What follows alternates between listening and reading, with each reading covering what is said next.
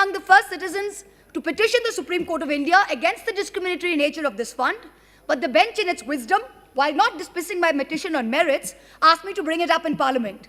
So here I am, moving from the corridors of judicial review to the Janta Ki Adalat. The government issued a circular on March 28, 2020, notifying that all contributions to the PM-cares fund qualified as eligible CSR contributions under Item 8, Schedule 7 of the Companies Act. But it also disqualified contributions made to the state relief funds from being treated as valid CSR activities. But this was earlier expressly permissible under Schedule 7 of the Act of 2013. So unfair treatment of identical contributions to the PM-cares and to the state relief funds is against public interest, is against public policy. It completely disincentivizes corporate contributions which the state governments would otherwise have got. It creates an unfair, unjust and discriminatory distinction against the state and chief minister's relief funds in favor of the PM-cares funds. The Honourable Minister, while introducing the bill yesterday, read out a long list of school children and pensioners who had apparently readily and happily given away their meagre savings to the PM-cares fund. But the Honourable Minister was strangely silent on the 38 PSUs that donated more than 2,100 crores to the fund. Almost 70% of the fund's corpus comes from 38 PSU donations. These are public sector undertakings, share capital subscribed to by the Government of India out of public money. Without an audit, the conflict of interest is writ large for anyone to see. I hope you remember that the Prime Minister's office, in response to an application seeking disclosure of the incorporating documents of this trust, had said this is not a public authority, hence it's not open to RTI.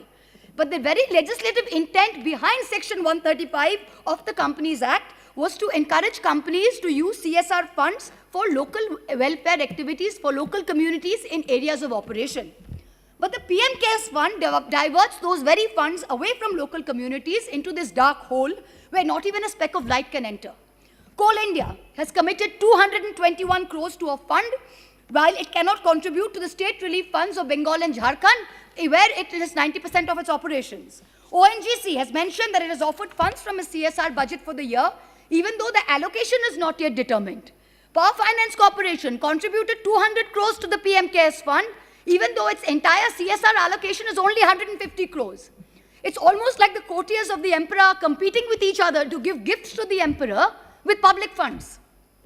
If these improprieties were not enough, then please consider the massive donations made by Chinese companies. This is horrific. Xiaomi, a Chinese company accused of snooping on people, gave the fund 10 crores. TikTok, currently banned by this government only a few weeks ago, gave 30 crores. Huawei, banned around the world for its well-documented links to the Chinese army, gave 10 crores. Why did you take this money from our enemies? Why don't you return this tainted money? I'm sure no dying Indian would want to be on a ventilator paid for by enemy money at this time. Would they? Right.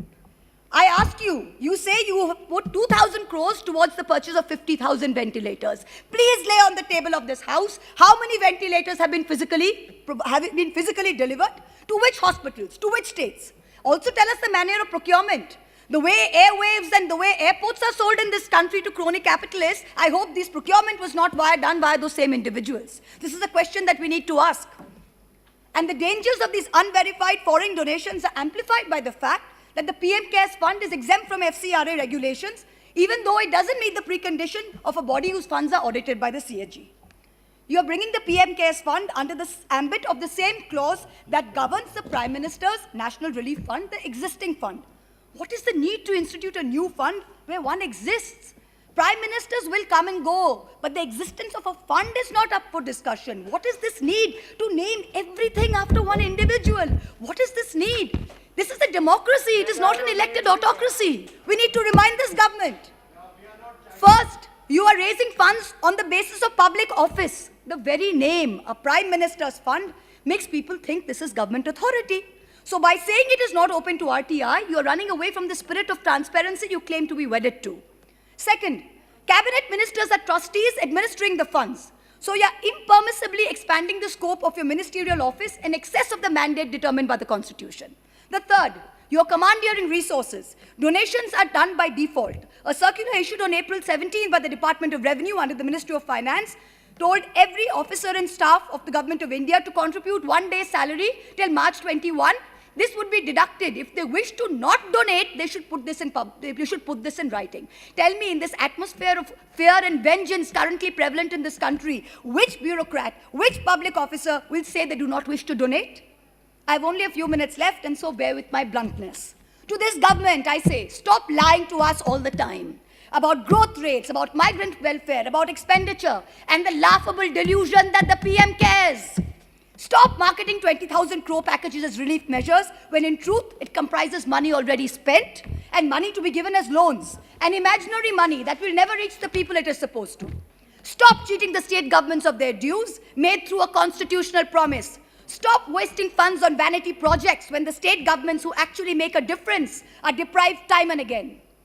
And so, I end by saying that today's India reminds me of Hans Christian Andersen's story, The Emperor's New Clothes, where the emperor was cloaked in nothing, but his sycophantic courtiers could not tell him so. The Bengali poet Nirendranath Chakraborty, in his poem Ulango Raja, said only one small innocent little boy in the entire kingdom had the courage to stand up and ask the naked emperor, Raja, tor kapod koi? Today I ask the same question, Emperor, where are your clothes? Thank you.